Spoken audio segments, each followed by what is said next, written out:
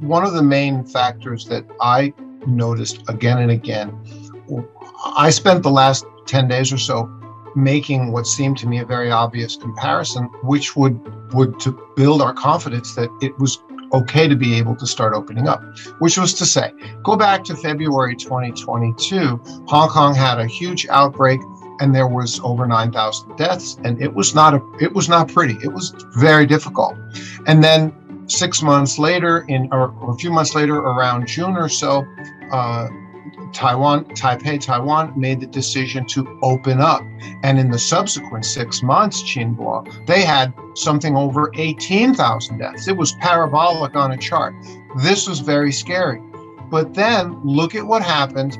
The third case I want to compare was look at what happened when we had that very severe outbreak in Shanghai. Now, that was management-wise, that was a debacle. That was very difficult. We all wish that hadn't happened. However, the fact is, it was a widespread outbreak. But what was different? Very, very low death rate. And also, I remember 90% positive cases were 90% asymptomatic and only 10% symptomatic. And then obviously amongst those 10%, some were severe, but a very low death rate. So China has been spending 3 years, Beijing's been spending 3 years evaluating and assessing this evolving pandemic and the evolving variants, and finally saw this result in Shanghai. Most recently, Chongqing with many thousands of cases, Guangzhou with many thousands of cases, confirming Shanghai.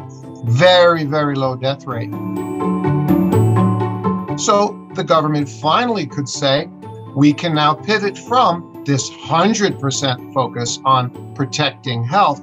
Now, and fortunately we can, because people are getting frustrated. Now we can pivot back to a more balanced situation here in the country.